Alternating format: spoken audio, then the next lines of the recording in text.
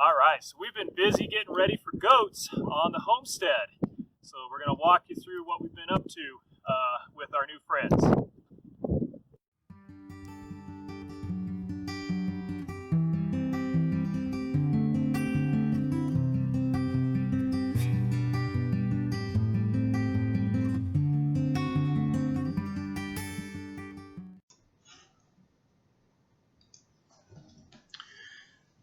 This is the temporary goat shelter that we built.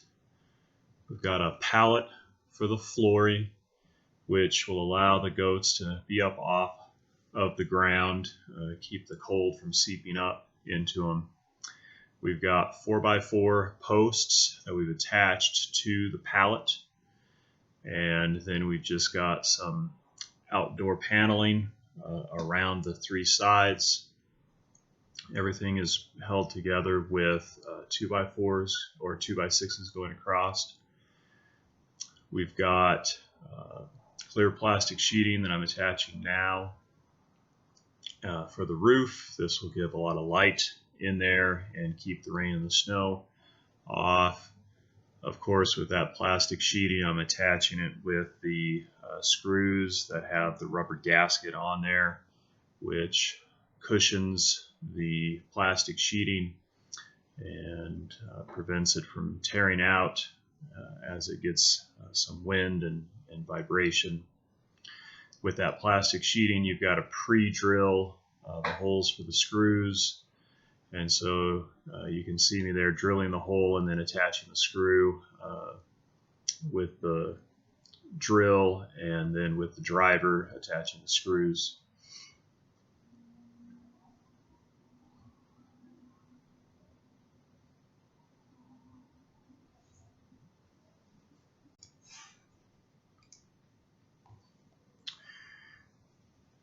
Now I'm attaching the door to the shelter. I pre-built this door in the garage with some 2x4s and a piece of that outdoor paneling. Because the paneling is higher, is going to sit higher on that 4x4 frame, I need to attach a piece of the paneling on the right-hand side there so that the door and that piece of paneling are at the same height to be able to attach the hinges to.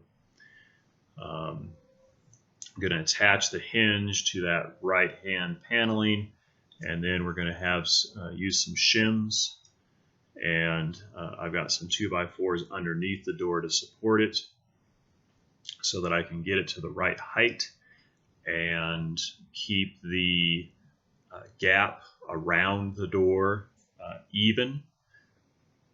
Here I'm adjusting the height to get it to the proper height so that it sits right level with that piece that I attached, and then I can attach that hinge to the door. Once that top hinge is on, the bottom hinge goes on very easily once you actually have it. And so then with both hinges on, we will be able to test, make sure that the door is working, and seems to be working pretty well. Going to have to attach another piece of paneling to that left-hand side again to raise it up to the proper height. And this time that is so that we can attach a latch to the door so that we can close it and lock the goats in once they're inside.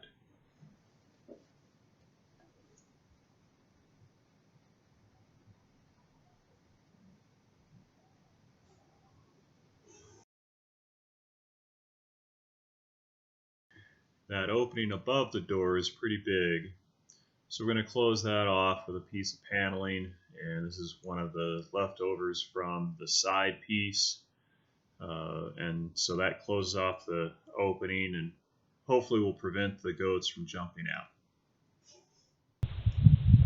Alright, so we got the temporary goat shelter almost done. Got the gate on, got the roof on. That'll at least keep the snow out that we're supposed to get earlier next week. And then still need to get the floor on.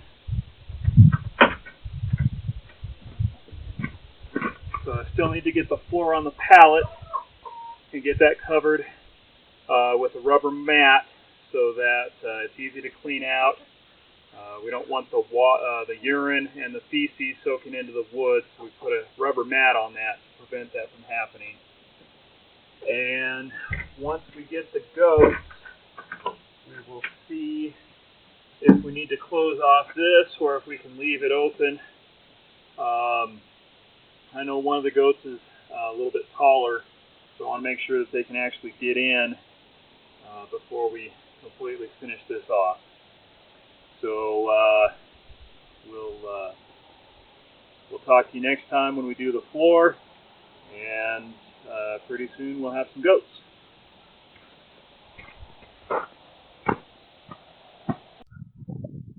Since the last time we filmed, we've gotten a little bit of snow out here in the homestead, about 6 inches.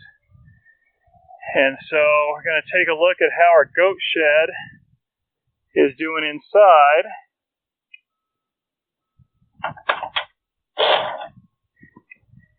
And there's just a little bit of snow that blew in, which means the goat shelter is doing its job, keeping the wind out. And so today we're going to see about getting that floor finished up so we can actually go and get our goats. Alright, so we got the first half of the subfloor in, and I wanted to talk just briefly about why we're doing the floor as we are in this goat shelter. It's just a temporary shelter, but what we did is we built this on a pallet, and the reason for that is so that we can get the goats up off of the ground. The ground is pretty cold. Right now it's frozen solid, and if we had the goats down on the ground, they'd lose a lot of heat through that frozen ground. And so by getting the pallet under there and that subfloor underneath, we're going to be able to keep the goats up off the ground as they're sleeping and keep them quite a bit warmer. And then over this subfloor, as you'll see a little bit, we're going to put rubber mat so that it's easy to clean and so that their urine and their feces don't soak in to the wood and they have to live with that ammonia odor in their shelter the whole time. Alright, so the subfloor is in, and just wanted to mention that this entire floor is made out of scraps that I just had lying around the garage. This is all part of the use it up philosophy in our motto. And so this subfloor was completely free. The pallet was free, and a lot of the other components of this particular shelter are free. We had the 2x4s and the 2x6s lying around from other projects. Really, the only thing that we had to buy specifically for this project was the siding and the plastic corrugated roof material that you can see here, covered with snow. Everything else is basically stuff that we had left over from other projects. And then the rubber mat that we're going to put in this next, we bought that specific for this project. So all in all, fairly inexpensive because of the saving of the materials that still had a use, just not necessarily at that moment in time when we were done with the project at hand. So just want to encourage everyone that, don't be hoarders. That's not what I'm saying. But if you have materials that could truly have a use later on, try to save those so that keeps the cost down on future projects. All right, so we got the rubber mat put in place. Cut the corners out so it'll fit nice and snug. Put a little lip in the back, so that'll help keep the draft down. and also make it easier to clean. Doesn't quite come to the front of the shelter, so I think I'm going to go pick up another length of this. And all this is rubber or plastic flooring runner that I got at Lowe's. It's in rolls that you buy by the foot, and I think this 4 foot length here cost me like $10. So pretty inexpensive and very nice, easy solution to keep the urine and the feces off of the wood. So I'm going to get, like I said, I'm going to pick up another piece of this, put it down, and then I think we're just about ready to rock and roll. So we got our goats. This is Oreo. She's a female. And we've got Charcoal over here. He's a neutered male. So we're not going to be getting any babies anytime soon. We're hoping to breed Oreo in the future to be able to milk her. And hey, Charcoal. So once that happens, we will definitely be a lot busier milking her every day.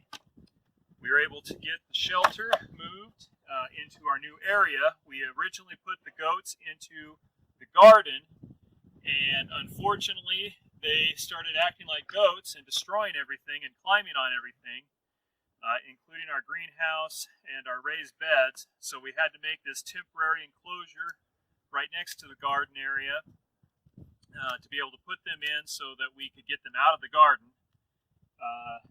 Just got that finished today, got everything moved, so we've got their shelter, got their feed and their water, and pretty good area for them to be able to roam around in. They seem to be enjoying it and eating the grass that's coming up. So eventually this summer we're going to be making a shelter and enclosure down in the pasture area that they'll be permanently in. There's too much snow down there right now to do it at the moment. And then they'll be in their permanent home. And we look forward to having them as an addition to the homestead and their curious and playful nature. The kids really enjoy them. Our oldest son is already talking about how he's going to be the one taking care of the goats. So, good luck to him.